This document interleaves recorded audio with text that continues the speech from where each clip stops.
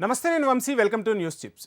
ప్రధానమంత్రిగా మూడోసారి బాధ్యతలు చేపట్టిన తర్వాత నరేంద్ర మోడీ G7 సదస్సులో పాల్గొనడానికి ఇటలీ బయలుదేరుతూ ఉన్నారు. ఇటలీలో జూన్ 13 నుంచి 15 వరకు జరిగే G7 బృందం 50వ శిఖరాగ్ర సమావేశానికి ప్రధాని హాజరు కానున్నారు.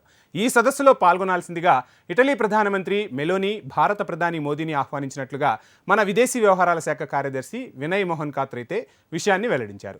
అసలు G7 బృందంలో భారత్ లేనప్పటికీ శుక్రవారం జరిగే సమావేశంలో భారత్ను ఎందుకు ఆహ్వానించారు? ఇంతకుముందు కూడా భారత్ని చాలాసార్లు ఆహ్వానించారు. సో ఎందుకు ఆహ్వానించారు? మూడోసారి ప్రధానమంత్రిగా మోదీ బాధ్యతలు స్వీకరించిన తర్వాత ఆయన తొలి విదేశీ పర్యటన కూడా ఇదే. ఈ సదస్సు సందర్భంగా మెలోనీతో మోదీ ద్వైపాక్షిక సమావేశంలో పాల్గొనే అవకాశాలున్నట్లుగా విదేశీ వ్యవహారాల శాఖ చెబుతుంది. అయితే అసలు ఎందుకు మోదీని ఆహ్వానించారు అంటే, ప్రస్తుతం ప్రపంచం చూపంతా కూడా భారత్ వైపే ఉంది. ప్రపంచంలో ఏ సమస్య వచ్చినా ఆ సమస్యకు పరిష్కారం చూపే సత్తా భారత్కు ఉంది అని చెప్పి ప్రపంచ దేశాలు నమ్ముతున్నాయి. అందుకే G7 దేశాల్లో భారత్కి సభ్యత్వం లేకపోయినా భారత్ను అక్కడకు ఆహ్వానించాయి. సో ప్రపంచం ఎదుర్కొంటున్న యుద్ధాలు, అదేవిధంగా వాతావరణ మార్పుల్లో చాలా పరిణామాలు అనేవి చోటు చేసుకుంటున్నాయి. వీటన్నింటిపై ఒక అవగాహనకు రావాల్సిన అవసరం ఉంది. భారత నిర్ణయాలు కూడా అక్కడ కీలకం కాబోతున్నాయి. అందుకోసమే భారత ప్రధానిని వారు ఆహ్వానించినట్టుగా తెలుస్తుంది. అయితే అసలు ఈ G7 సదస్సులో ప్రధానంగా ఏ అంశాలను చర్చిస్తారు?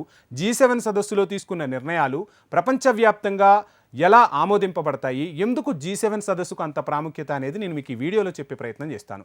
ఒకసారి ప్రపంచ పరిణామాలను మనం పరిశీలిస్తే, ప్రస్తుతం గాజా యుక్రెయిన్ యుద్ధాలపై G7 దేశాల సదస్సులో ప్రధానంగా చర్చించే అవకాశం కనిపిస్తుంది. అదేవిధంగా హమాస్ యుద్ధానికి సంబంధించి కూడా చర్చ జరుగుతుంది. రష్యా ఉక్రెయిన్కి సంబంధించి కూడా పెద్ద ఎత్తున చర్చ జరిగే అవకాశం ఉంది. G7 సదస్సులో ఆఫ్రికా, ఇండో పసిఫిక్ రీజియన్కు చెందిన నాయకులు పాల్గొంటారు.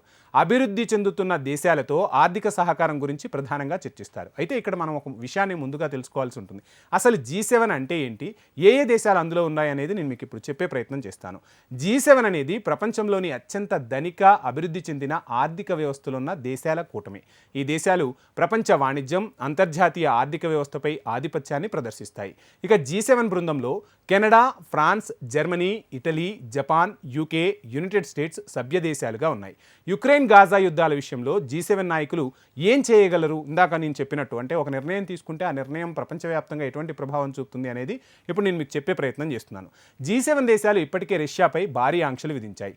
ఒక పెద్ద ఆర్థిక వ్యవస్థపై విధించిన అతిపెద్ద ఆంక్షల ప్యాకేజీ ఇదే అని కూడా చెప్తూ ఉంటారు. అంతర్జాతీయ వాణిజ్యం, ప్రపంచ ఆర్థిక వ్యవస్థ నుంచి రష్యాను నిరోధించాయి. తమ ప్రాంతాల్లో రష్యాకు చెందిన దాదాపు $300 బిలియన్ ఆస్తులను స్తంభింపజేసిన రష్యా ఆస్తుల నుంచి వచ్చిన వడ్డీని రుణం రూపంలో యుక్రెయిన్కు ఇచ్చే అంశం మీద G7 దేశాలు ఇప్పుడు పనిచేస్తున్నాయని తాజా నివేదికలు చెబుతున్నాయి.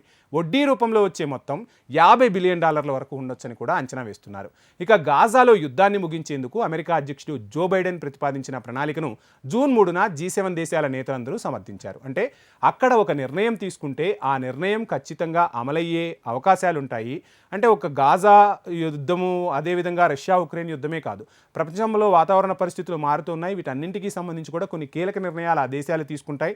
ఏ దేశాలైతే ఆ దేశాలు చెప్పే మాట వినవో వాటిపై ఆర్థిక పరంగా, వాణిజ్యపరంగా ఆంక్షలు విధిస్తాయి. ఆ ఆంక్షల ద్వారా ఆయా దేశాలను తమ దారికి తెచ్చుకునే ప్రయత్నాలు చేస్తూ ఉంటాయి. సో ఏది ఏమైనా G7 దేశాల సమావేశంలో అయినా రష్యా ఉక్రెయిన్ యుద్ధం, అదేవిధంగా ఇజ్రాయిల్ హమాస్ మధ్య యుద్ధానికి సంబంధించి ఒక మంచి నిర్ణయం వెలువడి ఆ రెండు దేశాల మధ్య శాంతియుత చర్చల ద్వారా ఆ సమస్య పరిష్కారం అవ్వాలి. అదేవిధంగా వాతావరణ పరిస్థితులు, మార్పులు చూస్తూ ఉన్నాం.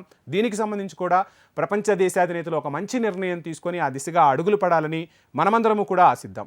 అందులో భారత్ భాగస్వామ్యం అవటం నిజంగా హర్షించదగ్గ పరిణామమే. సో భారత్ కోసం ఈరోజు ప్రపంచ దేశాలన్నీ ఎదురు చూస్తున్నాయంటే భారత సైంటిస్టులు కానీ, ఇక్కడున్న వ్యవస్థలు కానీ, ఇక్కడున్న మేధావుల నిర్ణయాలు ప్రపంచంకి కీలకం కాబోతున్నందుకు భారతీయులుగా మనందరం కూడా గర్వించాలి.